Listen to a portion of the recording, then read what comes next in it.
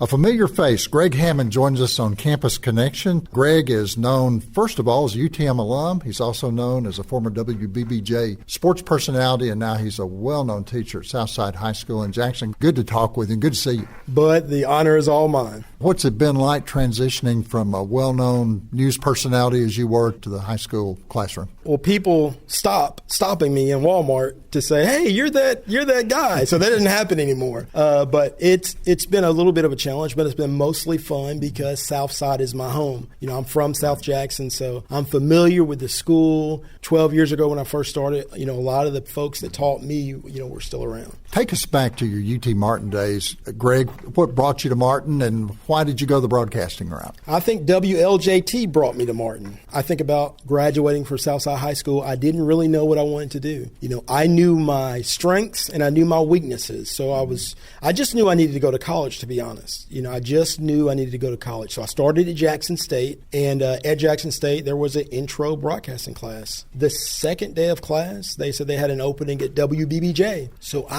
that day, as soon as I left class, I went up to WBBJ to get an entry-level position, and, you know, it kind of took off from there. But, you know, getting that experience at WBBJ, knowing that I wanted to be a sports anchor, and being able to keep my foot in the door at WBBJ, but work on a bachelor's degree at UT Martin, be able to cover athletics.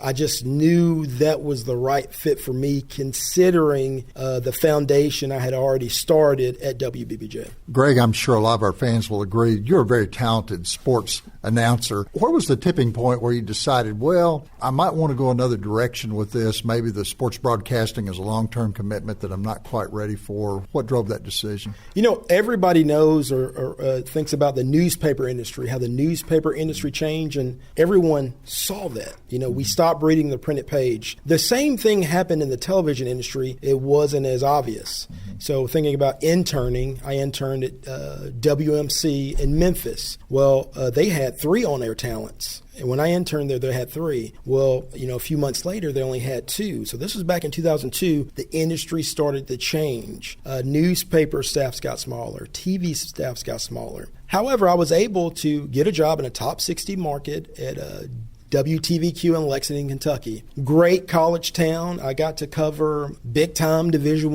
I college athletics. But being a husband and being a family man, it's kind of a young guy's gig. And so I knew, you know, long-term I should probably look for some other things. And just to be honest, you know, wanting to move back home, looking at Memphis, Knoxville, there really wasn't anything open. But just full transparency, you know, God provided this job for me. I didn't even know AV production at Southside High School existed. But when I was ready to get out, I had a former mentor call me. He knew, you know, I was looking at some different things. He said, "Greg, call Mr. Arnold at Southside High School."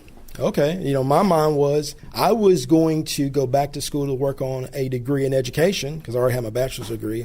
And I was going to be a volunteer coach at Humboldt because that's where Kerry Craig was, one of my mentors when I was a kid. And come to find out, he was moving to Southside during that time. Well, but because I had a degree, I was able to transition right into teaching. I stepped off the TV set on a Sunday in Lexington, Kentucky. My wife and I moved that weekend. Well, Monday morning, it was a January in 2008. I was in the classroom. I was ready for the move, and God just blessed me to come back home and be able to use the skills that I've acquired to really help the next Greg Hammond. It's just been a real pleasure, you know, teaching these going on 12 years now. Well, Greg, we might have a prospective student out there listening in. And one thing I've also noticed, you went the broadcasting route. You're obviously an accomplished high school teacher, but I read your columns occasionally in the Jackson Sun, very thought-provoking columns. Well done. I mean, you took the writing part seriously. I did, and it was where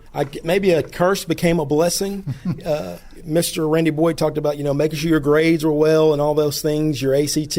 Well, coming out of high school, my academics weren't quite where they should be. So when I went to Jackson State, I had to take some remedial courses, but it made me a better writer. It really did. So by the time I went to Martin, it was smooth sailing. You know, Jackson State helped prepare me to where my talents needed to be. You know, once you kind of learn a trait, you know, you don't really get rid of it. And so coming back home, experiencing Jackson as an adult with children and a taxpayer and a homeowner and being attached to the public school system, you start to look at life in a different way than a bachelor sports guy. And so that has been some of the things that kind of provoked me and kind of caused me to write about some things that are happening in my community. Greg, will close out by saying you referenced President Boyd, and you appeared today as part of the UT Promise Tour, where President Boyd and others are touring the state, announcing the UT Promise Scholarship Program. Listen, we appreciate this opportunity to visit with you again. Proud of you as a UT Martin alum. I know the communications faculty are listening in, and they're just bursting with pride right now. All the best to you, and thanks again. Thank you for your time, Bud. Greg Hammond joining us on Campus Connection. Now back to more Halftime on the Skyhawk Sports Network.